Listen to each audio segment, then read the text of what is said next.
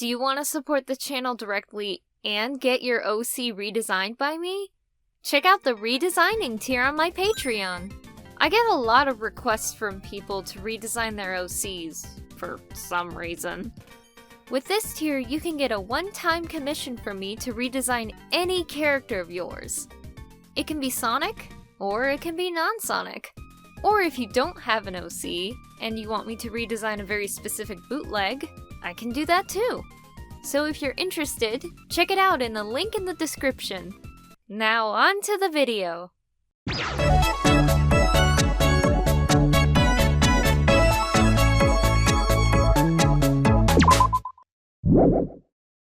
Hey Courtney, since you're stuck at home more than you usually are now, that means you're getting way more work done, right? Okay, I'm only half joking. I admit, being productive currently is a bit difficult. I haven't been making as much art as I've been wanting to. However, I have been reteaching myself animation. That still counts as art, but that is a lot more time consuming than just drawing a picture. But recently I've been craving to do more redesigns. So I hopped onto Twitter and asked for pictures of bootleg Sonic merch. And man, did you all deliver. Look at this stuff! What even is that?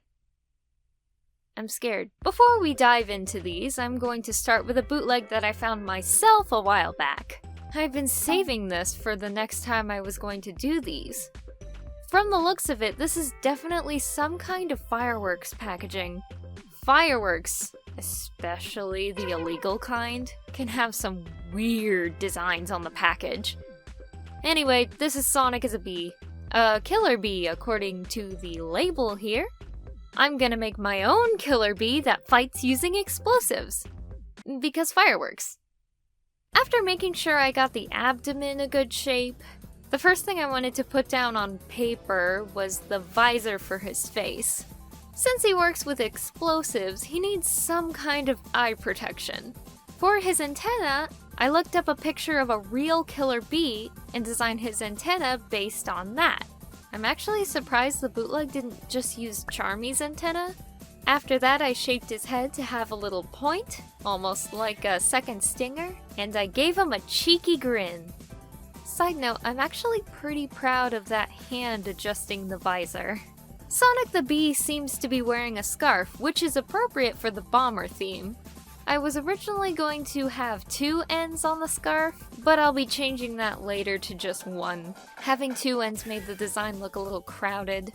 Of course, I had to pair the scarf with a bomber jacket, then I gave him some boots to match. With his bomber theme, it was really easy to come up with clothes for his design. All that was left was to draw his wings. The packaging gave him butterfly wings for some reason, so I just made them the appropriate shape. Moving on to the colors, I lifted most of them from the package itself. The palette ended up being very green in the end, which I'm fine with because it kind of fits the bomber theme. I made his wings green instead of the usual blue like most Sonic Bee characters tend to have. And of course he had to be black and yellow, black and yellow. However, I made the black a really dark green instead. The majority of his clothes were made brown, since bomber jackets are usually made of leather. Of course he'd be wearing pleather, because, well, real leather would be kind of controversial in this universe. When deciding on the scarf and visor colors, I played with a couple different greens to see what would work best, and I think I found a mix that I'm happy with. I even made his little bee symbol green instead of yellow. And he's done!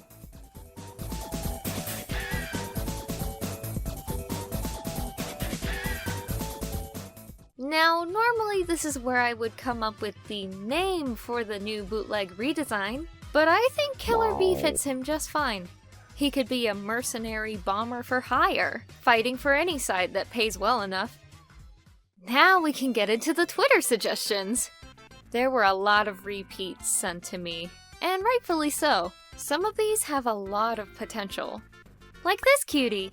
He's a little Sonic cat on a package of Maultaschen. Maultaschen. I gotta take a crack at him. He looks way rounder than classic Sonic usually is. How about we build on that? I'm gonna make him a little more on the plumper side. And of course he'll be a chef. He's already got the hat and spoon. So, I started with a round body shape. He'll be leaning over a pot, holding his trusty spoon, probably looking over some kind of soup. He's got a nose that's bigger than usual on the package, so I went that route. I even gave him a little cat mouth too. Then I got to work on the hands and arms, and also I went ahead and drew the cauldron for the soup. Since he's based around classic Sonic on the dumpling package, I decided to give him classic style eyes. I thought this made him look extra cute, to be honest. I had some trouble deciding on what to do with the hair. I did want him to have some kind of like cream puff shaped bang tuft on the top, but I had no ideas for the back of the head. Eventually I ended up with the same kind of cream puff shape in the back. Since he is a chef, he needs a chef outfit. This was another character where deciding the clothes was super easy. The bootleg also has whiskers, so I also put whiskers on him. I made them curly to make it look like a curly mustache. When I was drawing the tail, I actually shaped it into a little heart shape because he loves to cook. And since he works in the kitchen, he just needs some plain non-slip shoes. Gotta be safe in the kitchen. And last but not least, a little cursive initial on his hat. On to the colors. This was another redesign where the packaging provided most of my colors. His outfit was given a blue color scheme, just like the blues on the dumpling package. Even the white on the character's hat on the package was a very pale blue, so I took advantage of that. I also made his nose blue to match. I did end up using just plain white for some patches of fur on him, but of course the bulk of his fur was going to be orange. A less saturated orange though. Since blue and orange are exact opposites on the color wheel, I have to be careful not to let it get overly saturated, otherwise it'll hurt your eyes. I also turned his whiskers brown to further push that mustache look. After coloring his eyes blue and futzing with the colors a little more on his clothes, I finished up by coloring the cauldron and the soup vapors.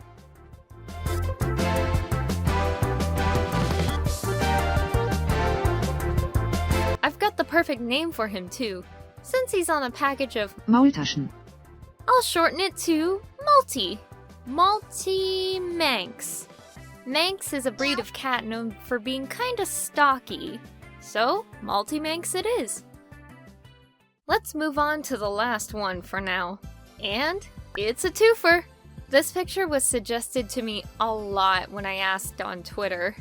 I'm not entirely sure what this image is on, but that looks like Cream, but she's a cat. And that's Sonic without his spines, curly ears, and Espio shoes? And I'm not sure what that green thing is, so we're gonna ignore it. It took me a hot minute to even figure out what to do with these characters. Like, what animal should they be? What's their story? Maybe they could be a brother-sister duo? There's a rocket ship in the background too, so maybe they could be space travelers. I'm gonna make them dogs, since a dog was one of the first animals to ever be sent to space. I looked up a list of dogs that were sent to space, and I ended up taking inspiration from Belka and Strelka, the first two animals to ever go to space and actually survive.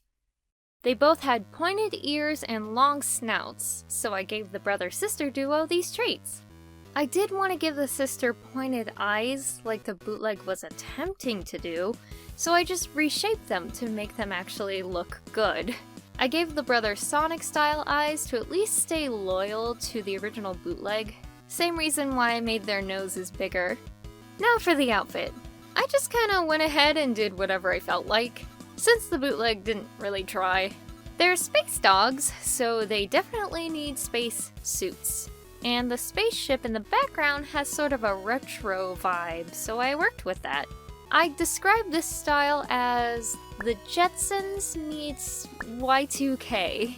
Like, this outfit isn't exactly practical, much like the space outfits that were thought up back when space travel seemed like a pipe dream, plus with added clear plastic accents, like almost all technology in the late 90s, early 2000s.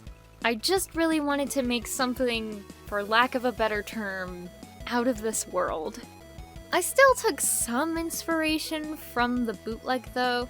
The characters had circles and stars in their designs, so I gave the sister a star motif and the brother a circle motif. And for their hair, I randomly decided to give a point on top and 2 points on the side, so if you pair those with their ears, it's a star shape. Coloring was probably the most fun part of this redesign. I definitely wanted to do a yellow and blue color scheme for these characters. You know, cause space and stars. When I eyedropped the colors from the bootleg, I actually found that the blue on the male Sonic character was actually teal, which I was totally okay with because yellow and teal go really well together. In the end, the colors remind me of Pearl from Steven Universe. That works still, cause Pearl is from space too. So basically, they have the same color palette as each other, just swapped. The sister has a yellow gold fur color in a bluish teal spacesuit with yellow accents, and the boy has the blue teal fur color with a yellow spacesuit with light blue accents. Then I had to color the clear plastic to really sell that plasticky look. I even added some shine to it. It's a ridiculous concept, but it's a look, for sure, and I really love it a lot.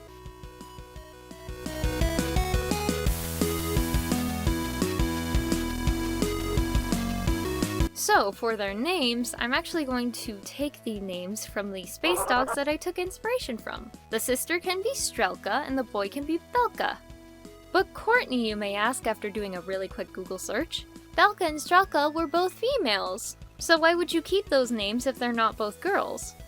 They're both Russian pet names that mean things that don't really pertain to any gender. Also, we could just say that Belka's transgender, and Strelka is his very loving and supportive sister. Another batch of bootleg redesigns done! For a recap, we've got Killer Bee, Multi-Manx, and Belka and Strelka. I hope you enjoyed these redesigns as much as I did. Keep making bootleg redesigns for yourself too, I really love seeing those. See you later, everyone!